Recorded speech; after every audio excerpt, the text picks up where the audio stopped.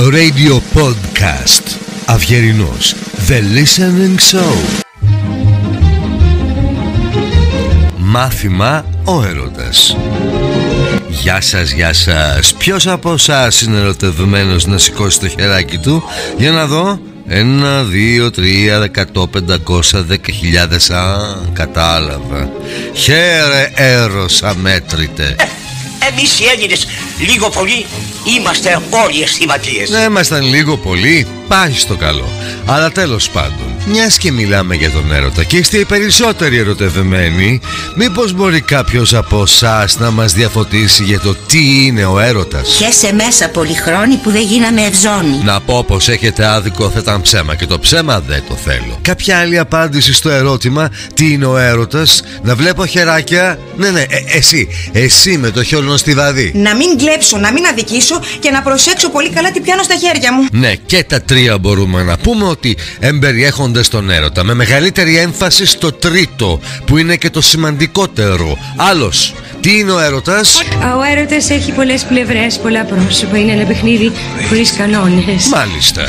Για κάποιους ο έρωτας είναι ένα πολύγωνο, ακανόνιστο αν ήταν πράγμα και χωρίς κανόνες αν ήταν παιχνίδι. Ενδιαφέρον η άποψη.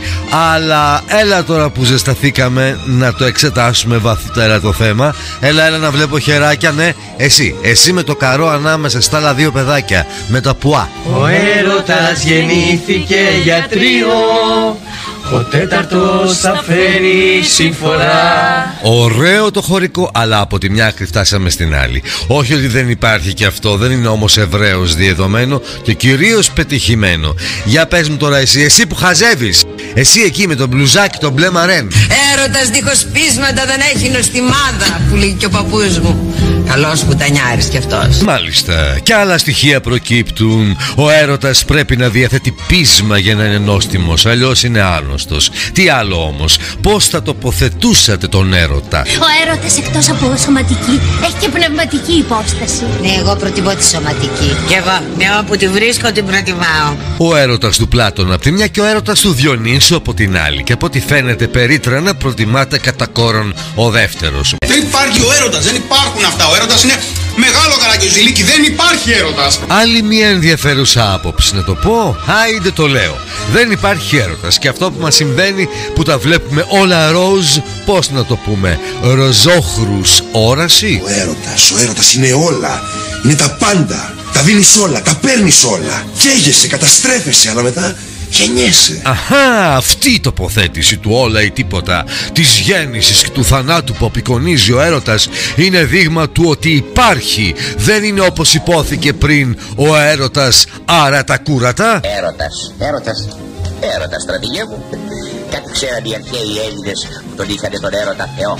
Θεός είναι ο έρωτας. Τα κατά μια άλλη προσέγγιση και μάλιστα αρχαίας παλαιότητος ο έρωτας είναι Θεός. Σε έχω κάνει Θεό που αηδεί και η αηδός. Και να ρωτιέμαι μετά από αυτό, αν κανείς σας γνωρίζει για τον κεραυνοβόλο έρωτα μετά τον τοξοβόλο. Ναι, έλα τώρα που παθιάστηκα. Πες μας εσύ με το πεπονό φλουδί φορεματάκι. Από την πρώτη στιγμή που τα πρωτόνια αντίκρισαν τα ηλεκτρόνια, ενώθηκαν με έρωτα κεραυνοβόλο.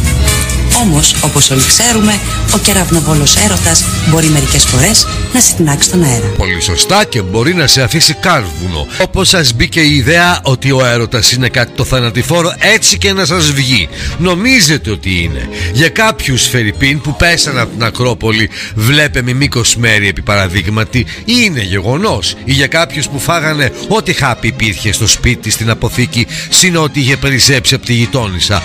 Όχι! Όλα διορθώνονται. Δεν είναι και για τέτοια απελπισία. Σωστά, μπορεί ο έρωτας να σε απελπίσει, αλλά είναι στατιστικά συχνότερο ο έρωτας να σε απελπίζει σκέτο χωρίς να σε σκοτώνει. Ας παραμείνουμε στο ότι ο έρωτας είναι ένας θεός που πουλένιος. Τι είπες εσύ με το αυγουλοπιπερόχρωμο μπουφανάκι? Άμα είναι τέτοιος Θεός, θα πάω να τα ανάψω λίγο κανένα κεράκι.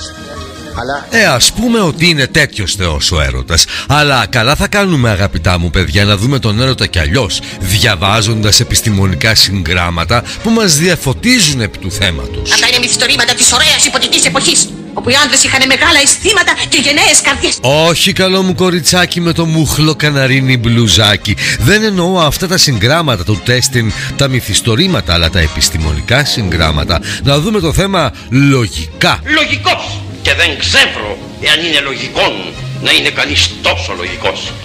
Διόγκωση της λογικής σου, λέει ο άλλος. Δηλαδή βρονχοκύλ του μυαλού. Σου κάνουν λοβοεκτομή. Μα τι λες τώρα? Σου αφαιρούν τα αυτά σου. Όχι, καλό μου παιδάκι, εσύ με το παπάρουνο σπορί καπελάκι. Δεν εννοούμε τέτοιου είδους επιστημονική προσέγγιση με λοβοεκτομές και τα λοιπά. Τι θέλω να πω? Δηλαδή, να πες τώρα ψυχή μου, βγάζει την ψυχή τώρα. Λοιπόν, για να μην μένετε ψυχοβγάλτη, για την επιστημονική βιολογική προσέγγιση μιλάω.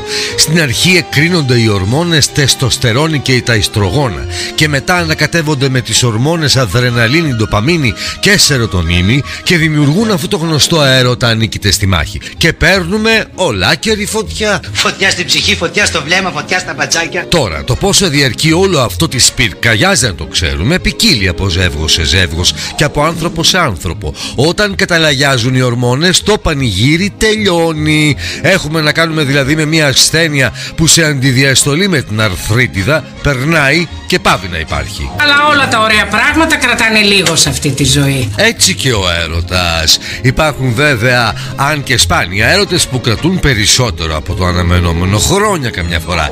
Τέτοιον έρωτα εύχομαι σε όλους σας. Και τώρα dismissed. Το μάθημα τελείωσε. Μπορείτε να βγείτε για διάλειμμα. Μα μην ξεχνάτε πάντα να αναρωτιέστε. Τι είναι ο έρωτας, αγαπημένοι μου φίλοι?